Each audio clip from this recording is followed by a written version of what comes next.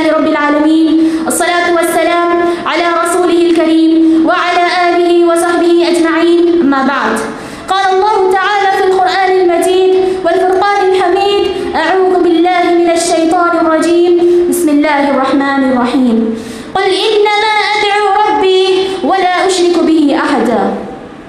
Honorable Judge, Management of Kulia, respected teachers, and my dear sisters, the topic I'm going to talk about is worship the Creator, not the creation.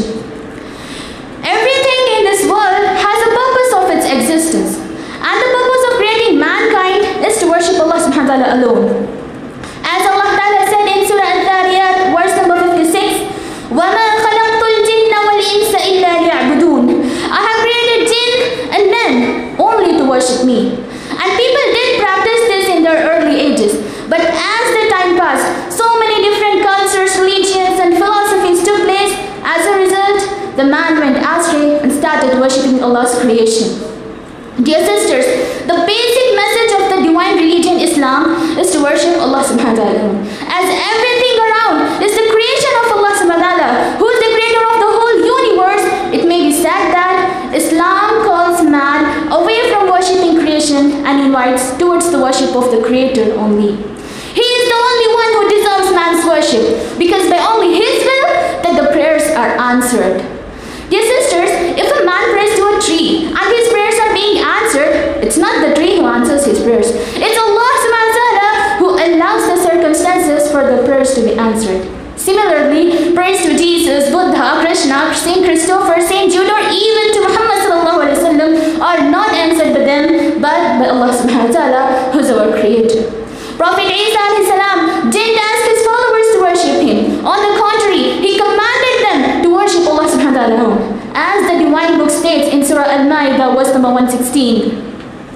وَإِذْ قَالَ اللَّهُ يَا عِيسَى ابْنَ مَرْيَمَ أَأَنْتَ قُلْتَ لِلنَّاسِ اتَّخِذُونِي وَأُمِّيَ إِلَٰهَيْنِ مِن دُونِ اللَّهِ.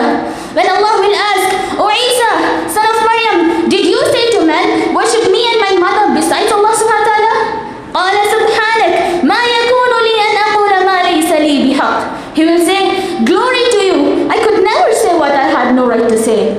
And it has been reported in Gospels, the holy book of Christianity, worship the Lord, your God, and serve Him only. And this basic principle has been stated in the opening chapter of Quran, Surah Al-Fatiha, verse number 4. إِيَّاكَ نَعْبُدُ وَإِيَّاكَ نَسْتَعِينُ. You alone do we worship, and from you alone we seek help.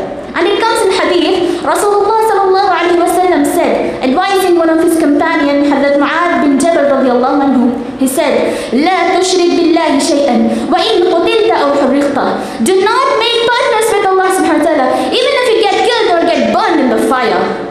So dear sisters, it is clear that Allah subhanahu wa ta'ala and His creation are distinctly different entities. Allah subhanahu wa ta'ala is neither equal to His creation nor a part of it, and the belief that Allah subhanahu wa ta'ala's divine being is present everywhere, which proves the worship of the creation, is totally wrong. In conclusion, it is our duty to know our responsibilities for which Allah subhanahu wa ta'ala has created us, and to stay away from such foolish and false beliefs. At last, I pray to Almighty Allah subhanahu wa ta'ala to guide us to the straight path and to bless us with better ending on Islam. Ameen. Wa ma alayna illa al-balagh al-mubin. Wassalamu alaykum wa rahmatullahi wa barakatuh.